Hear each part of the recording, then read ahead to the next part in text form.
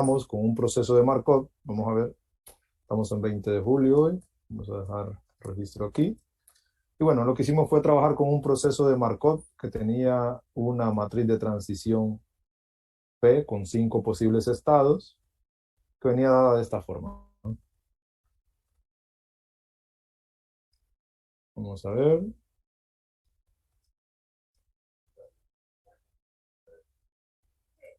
Un tercio, un tercio, cero, un tercio, cero, cero, cero, cero, cero, uno. Ah, ok, vamos a iniciar la grabación también, que no la he iniciado, ¿no? Recording in progress. Y el último fila era esta. ¿Ok? Con esa matriz de transición trabajamos y descubrimos que el proceso de Markov que está regido por esta matriz de transición tiene una distribución límite, ¿verdad? Encontramos que hay una distribución límite a la que llamamos lambda. No sé si lo recuerdan. Y dijimos que esa distribución límite lambda pues era o venía dada por el vector un tercio, un cuarto, un cuarto, un doceavo y un doceavo. Pues esto fue lo que nosotros aprendimos. Y además, pues, enunciamos, ¿verdad?, en el transcurso de la clase que cuando un proceso de Markov tenga una distribución límite, esa distribución límite es única, ¿verdad? Y a pesar de que no todos tenemos ahorita los conocimientos para saber por qué, para quien sea curioso, les dije que es porque estamos trabajando dentro del espacio topológico de R a la N, que con una topología usual, pues se garantiza que cumple una propiedad específica, ¿no? Que es la propiedad de Hausdorff. Entonces, cualquier sucesión de variables aleatorias, de distribuciones de probabilidad, perdón, porque para la variable aleatoria x0 yo tengo una distribución de probabilidad dada por un vector x0, para la variable aleatoria x1 yo tengo una distribución de probabilidad dada por x1, etcétera. Entonces, esta sucesión de vectores va a converger a un puntito, ¿verdad? A un puntito límite. Converge dentro de Rn. Piensen en R3 y piensen que hay puntitos ahí en R3 que están convergiendo a lo que es la distribución de probabilidad. Entonces, en resumen, cuando un proceso de Markov tenga una distribución límite, esa distribución límite es única, ¿verdad? Eso fue lo último que mencionamos. Pues bueno, ahora lo que nosotros vamos a intentar descubrir es, o construir es un poquito de marco teórico sobre cómo crear algún método para calcular estas distribuciones límite que no incurran en la necesidad de estar calculando potencias de P, ¿verdad? Y eso va a ser eh, a lo que nos vamos a dedicar durante gran parte de lo que queda de la clase, ¿ok? Entonces la primera pregunta que nos deberíamos plantear, ¿verdad? Lo primero que deberíamos intentar explorar, y lo voy a plantear aquí, ¿qué pasa si yo tomo esta distribución límite? Lo voy a colocar aquí, ¿verdad? Para que lo tengan los que no estuvieron en la clase pasada. Esa es la distribución límite. ¿Qué pasa si yo intento operar esta distribución límite lambda por esta matriz de transición P? En teoría, ¿qué estoy calculando aquí? Estoy diciendo, cuando yo calculo lambda P, ¿qué estoy haciendo en realidad? A nivel de interpretación dentro del proceso.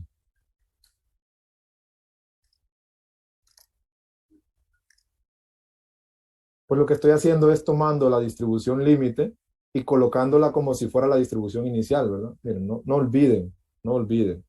Una cadena de Markov es una sucesión de variables aleatorias donde cada una de estas variables aleatorias puede entrar en un estado con ciertas probabilidades.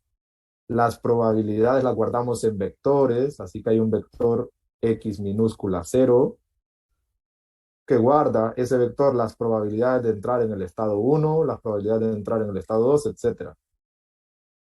Hay un vector x2 que guarda para la variable aleatoria 1 la probabilidad de entrar en el estado 1, la probabilidad de entrar en el estado 2, la probabilidad de entrar en el estado 3, etc. Perdón, aquí sería x1, ¿verdad? Y para la variable aleatoria 2 hay un vector x2 que guarda la probabilidad de entrar en el estado 1, la probabilidad de entrar en el estado 2, la probabilidad de entrar en el estado 3, etc. ¿Sí? Entonces, cuando nosotros tenemos una distribución inicial, lo que tenemos es este vector de probabilidades que nos dice cómo eran las probabilidades de estar en cierto estado en el tiempo cero, cuando yo tengo una distribución inicial. A esta distribución inicial es a lo que nosotros normalmente le habíamos estado llamando alfa, ¿verdad? Entonces, cuando yo multiplico alfa, este alfa, por la matriz de transición, lo que encuentro es la distribución de probabilidad para el estado 1. O sea, lo que estoy diciendo es que esta distribución de probabilidad x1, nosotros normalmente la encontramos como x0 multiplicado por p, ¿verdad? La distribución de probabilidad de esta variable aleatoria 2, nosotros normalmente la encontramos como x1, esto fue lo que escribí yo ayer, por p, pero x1 ya dijimos que es x0, ¿no? Por p al cuadrado. Y así sucesivamente, ¿no? Así que la distribución de la enésima variable aleatoria, la distribución de la enésima variable aleatoria, viene dado por la condición inicial, o la distribución inicial, que es x0, por la matriz de transición de n pasos, ¿verdad? Esta es la construcción, esto fue básicamente con lo que trabajamos durante la primera unidad. Entonces la pregunta que yo estoy planteando aquí es, ¿qué pasa cuando yo tomo la distribución límite, que es a la que debería converger esta sucesión de distribuciones de probabilidad, que son vectores, son vectores? Entonces, ¿qué pasa si yo tomo esta distribución límite, que es a donde converge eso, y la tomo como distribución inicial? ¿Qué creen ustedes que pasaría? Vamos a conocimientos de cálculo.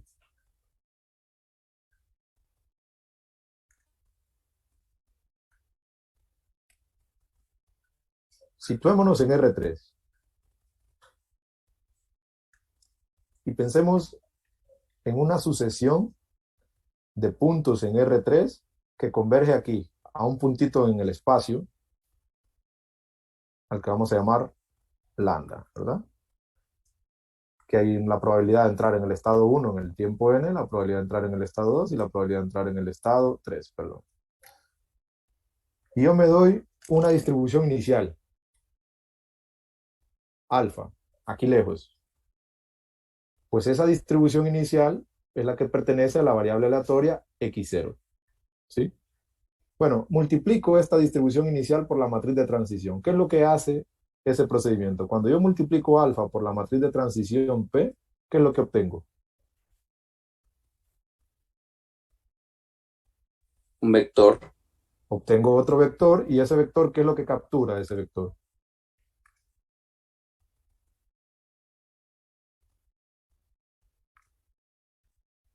Cuando yo multiplico esta distribución inicial por la matriz de transición P, obtengo un vector, ¿verdad?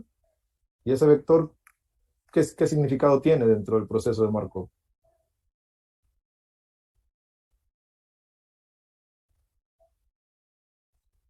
X0 por P, aquí lo tengo como X1. Y X1 es el vector que guarda las probabilidades de la variable aleatoria 1. Pues lo que tengo entonces es la distribución de probabilidades al multiplicar por la matriz P, al multiplicar por P, lo que obtengo es otro vector, como dice el compañero, pero que me da la distribución de probabilidades en el tiempo 1, ¿no? ¿Cómo llego de aquí a aquí? Multiplicando por la matriz de transición P. Y supongamos que yo tomo este vector X1 y lo vuelvo a multiplicar por P. Pues eso me va a dar a mí otro vector, X2, que guarda la distribución de probabilidades de la variable aleatoria 2, ¿sí? Y la variable aleatoria 2 no es otra cosa que el estado en el que se encuentra el proceso de Markov en el tiempo 2, ¿sí? Pues si yo sigo haciendo eso de ir multiplicando por P estas distribuciones de probabilidad, y tenemos que el proceso de Markov tiene una distribución límite que es esta, lo que voy a obtener básicamente es una sucesión de vectores, ¿sí? Voy a obtener aquí una sucesión de vectores, x sub i, vamos a decir, ¿sí? Cuando ya he multiplicado por p muchas veces, que está convergiendo a esta distribución límite, que está convergiendo a esta distribución límite. Entonces, gráficamente, con esta explicación que yo he dado, ¿qué creen ustedes que sucedería si yo tomo este lambda, que es la distribución límite, y la pongo como el punto de inicio de la cadena de Markov? ¿qué creen que pasaría al multiplicar lambda por P? Si este proceso de Markov, al ir multiplicando por P, va convergiendo a lambda, ¿qué creen que va a pasar?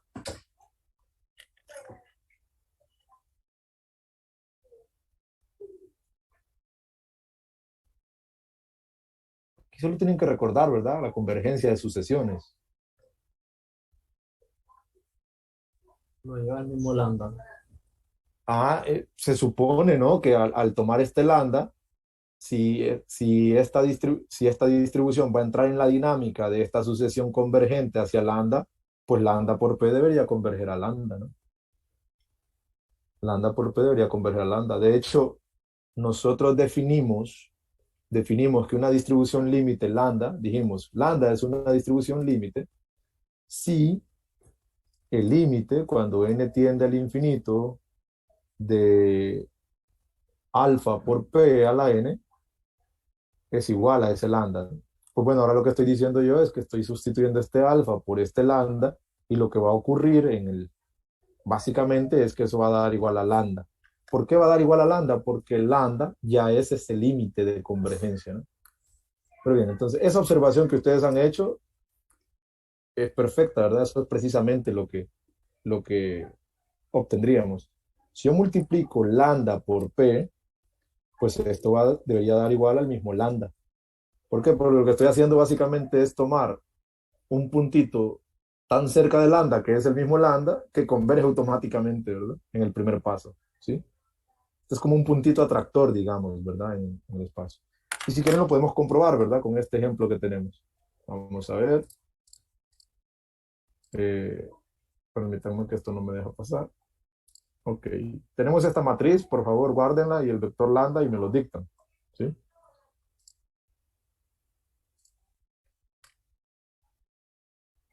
Vamos a ver.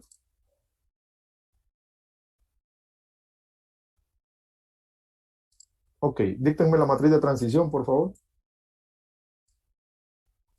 0, Ok. 0, 1 medio, 1 medio, 1 medio, 1 medio. 0, 0. Ok. Y ahora, la siguiente fila. 1 y todos ceros. 2, 3, 4, 5, ¿verdad?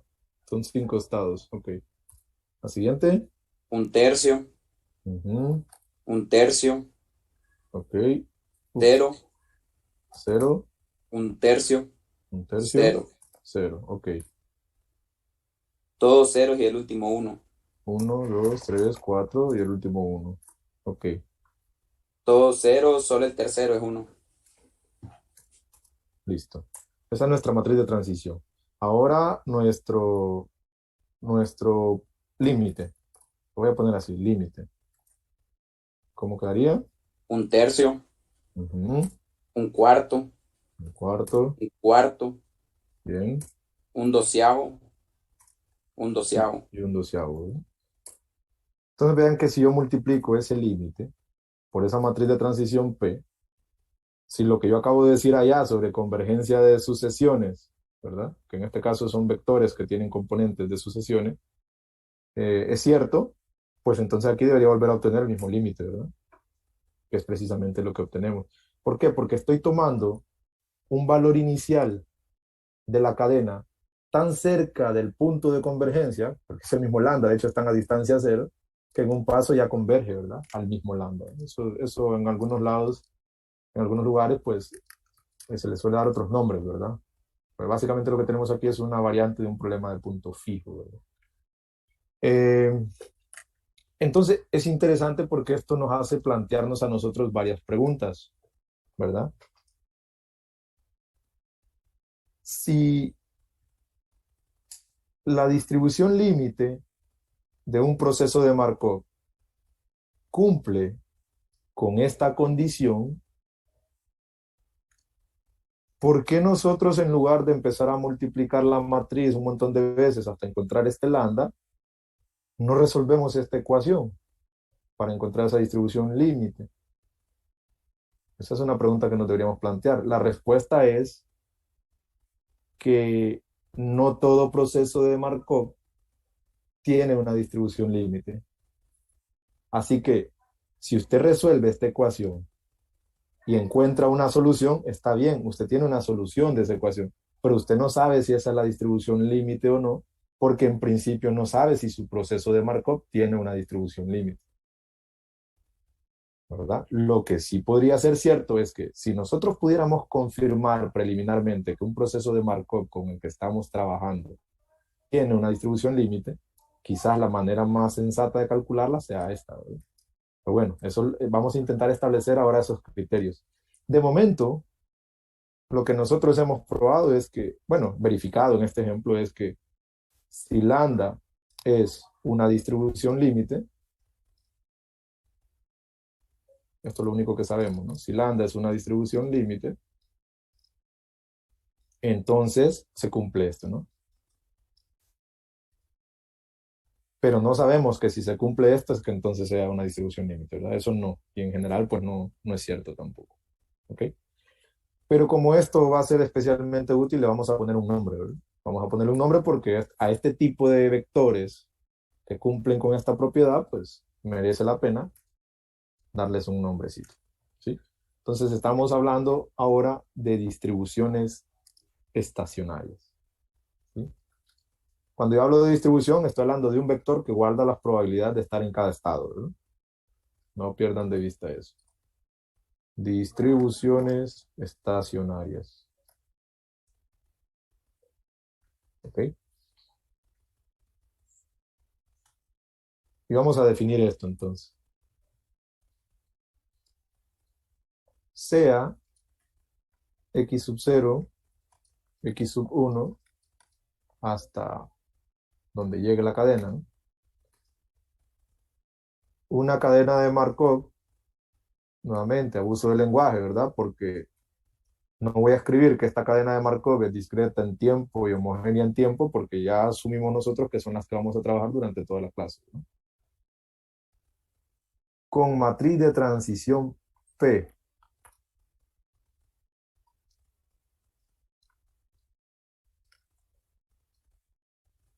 ¿Ok? Pues entonces una distribución estacionaria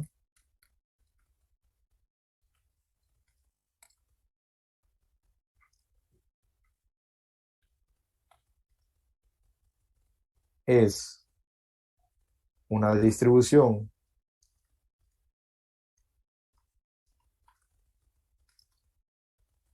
X que satisface que esa distribución por la matriz de transición pues es igual al mismo vector, ¿no? Eso es lo que satisface una distribución estacionaria, ¿ok?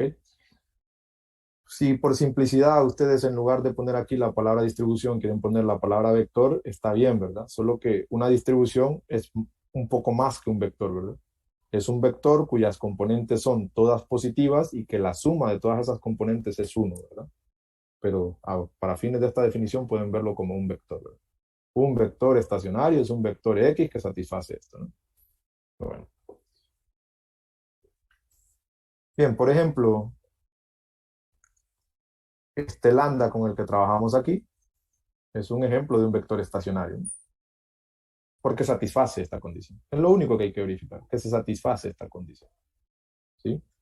Entonces tenemos ahí un ejemplo de un vector que es estacionario. ¿Cómo podemos calcular, digamos, los vectores estacionarios de cierto proceso de Markov? Vamos a hacer un ejemplo.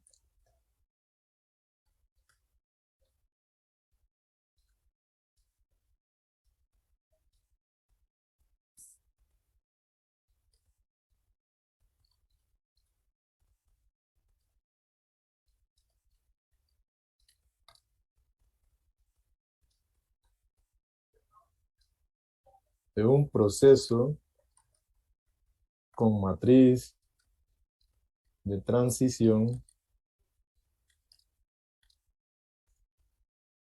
P igual a uno chiquito, 0.2, 0.8, 0.6, 0.4. Vamos a intentar calcular los vectores estacionarios de un proceso con matriz de transición de esta forma. ¿Cómo lo harían ustedes inicialmente? ¿Cómo se les ocurre?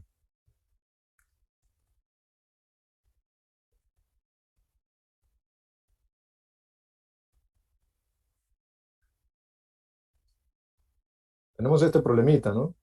Yo quiero calcular el vector estacionario X, ¿sí? Yo quiero calcular este X. No lo conozco, esa es mi incógnita, entonces. Crearía un vector con dos, dos incógnitas. Ajá, X1, Una, X2, la matriz de transición P, ¿verdad? Y lo igualaría eso a X1, X2, ¿verdad? correcto. Y eso lo llevaría a un sistema de ecuaciones, ¿verdad? Que habría que resolver ese sistema, porque este X1 se multiplicaría por el primer número, este X2 por el segundo, y eso habría que igualarlo a X1, y viceversa. Y eso es factible, porque aquí es de 2 por 2, pero si esto fuera de miles por miles, necesitamos un método más rápido. Pero esto, excelente, ¿verdad? Para este ejercicio, seguro, nos va bien con este método. Pero otra manera en la que podemos hacer eso es usando el álgebra que nosotros conocemos, ¿no? El álgebra lineal. Tenemos vectores y matrices. Y esa clase, pues ya la probamos, así que con esto podemos manipularlo, ¿verdad? Yo quiero encontrar los vectores X, esta es mi incógnita. Y para encontrarlos yo necesito resolver que Sx por P debe ser igual a X. Pero para que esto sea cierto, debería cumplirse que X por P menos ese vector X debería ser igual a 0, ¿no? A un vector 0. Y debería cumplirse entonces que X, yo puedo factorizar el X, ¿no? Pero si factorizo el X, ¿qué queda aquí? ¿Dónde está este X? Como 1. coeficiente. La 1. matriz de identidad. Ok, la matriz identidad, ¿verdad? ¿Qué pasa? ¿Por qué no puede quedar un 1? Y está bien, eso es lo primero que a uno se le ocurre. No puede quedar un 1 porque entonces lo que yo estaría definiendo aquí es una matriz menos un número. Y una matriz menos un número es una operación que no tiene sentido. En realidad aquí lo que tenemos es una matriz identidad, ¿verdad? De 2 por 2 sería en este caso, ¿no? Igual a 0. Ah, bueno, entonces esto es una matriz, ¿no? Esto es una matriz. Este es un vector. eh, y yo lo que quiero, pues, es encontrar este vector, ¿verdad? Que hace que esto sea igual a 0. Pero como este sistema es homogéneo, ¿qué sucede con los sistemas homogéneos? Vamos a ir haciendo aquí un review. Note, ¿verdad? Que el sistema anterior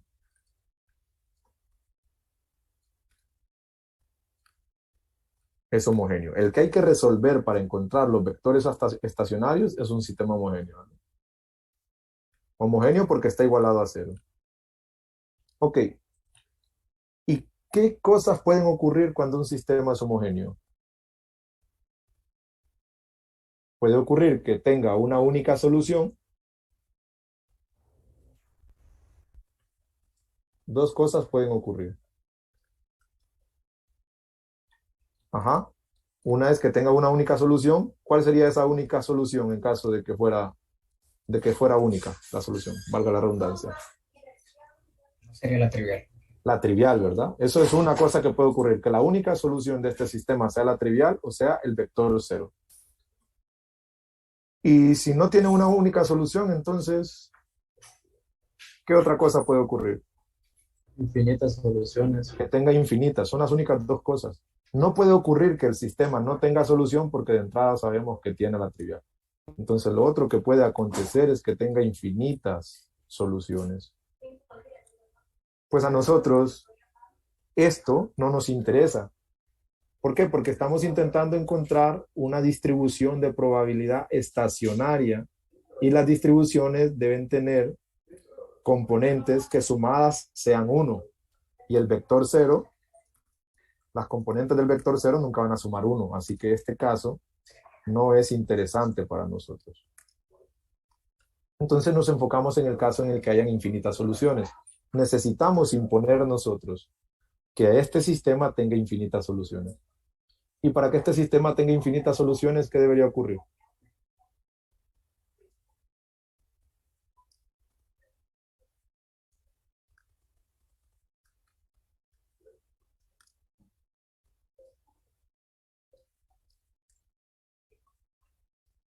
X menos, perdón, P menos I, ¿verdad?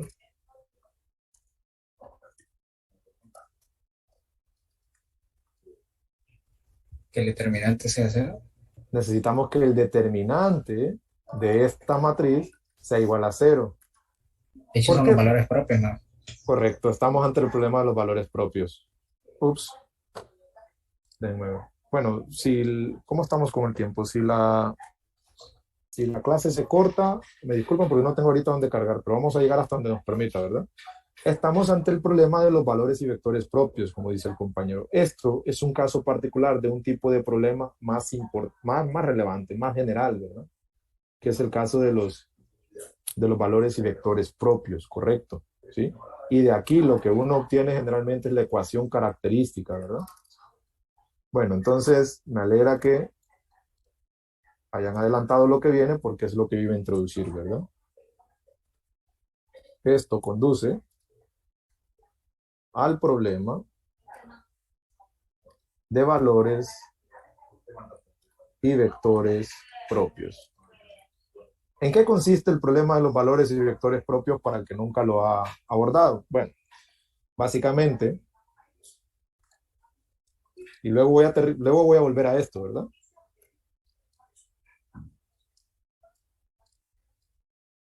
Ups, ¿en qué consiste esto? Bueno, consiste en que uno tiene una matriz A, lo voy a abordar desde el caso general, cuadrada, una matriz A cuadrada, y uno quiere saber cuáles son aquellos vectores y aquellos escalares que permanecen invariantes bajo esta transformación. Miren, cuando yo multiplico A por un vector, esto me da otro vector. Cuando yo multiplico A por este vector X, eso normalmente me va a dar a mí otro vector X. Entonces se dice que A, al multiplicarse por X, transforma a este en este otro. Pues bueno, este problema consiste en cuáles son los vectores que al transformarse por A permanecen aquí mismo, solo que multiplicados por un lambda, o sea que sean más grandes o más pequeños, ¿sí? Cuando yo digo que quiero ver cuáles son los vectores que al multiplicarse por A son el mismo vector multiplicando por un lambda, es que yo quiero saber cuáles son aquellos vectores que bajo esta transformación permanecen aquí mismo, solo que tal vez para un lambda más grande o para un lambda más pequeño. Vean entonces que lo que yo planteé aquí es básicamente el problema de los valores y los vectores propios, solo que aquí me disculpan porque lambda es el vector al que yo estoy llamando x allá, y aquí el valor propio es el que debería estar aquí, ¿verdad? Debería estar aquí como lambda. Entonces lo que yo tengo aquí es el problema de los valores y los vectores propios, pero imponiendo que debe haber aquí un valor propio 1. 1. Ese es el numerito que hay ahí, ¿verdad? Eso es lo que estamos imponiendo. ¿Ok? Entonces, ya les di la interpretación. Y cuando yo sea capaz de encontrar los vectores y los escalares que satisfacen esta ecuación, voy a decir que los vectores esos que están ahí son los vectores propios y los valores lambda que surgen de ahí son los valores propios. Entonces, y esta A está haciendo el papel de mi matriz P en este caso. Solo que aquí está viendo un cambio porque a X lo estoy viendo como un vector fila, ¿verdad? Si yo convierto X en un vector columna, este X por P yo lo puedo ver como P por X transpuesta, ¿verdad? Que es exactamente lo que tenía allá. Así que no se dejen impresionar porque aquí yo tengo el vector X aquí a la izquierda porque es porque es un vector fila, pero si lo veo como un vector columna lo puedo poner aquí a la derecha y no pasa nada, ¿verdad? Tengo la misma situación, ¿ok? Entonces, para encontrar estos vectores estacionarios, parece ser que lo único que yo necesito es calcular los vectores y valores propios de esta matriz de transición P y el vector propio que esté asociado al valor propio 1, pues va a ser el que satisface va a ser el vector estacionario. Recording stopped.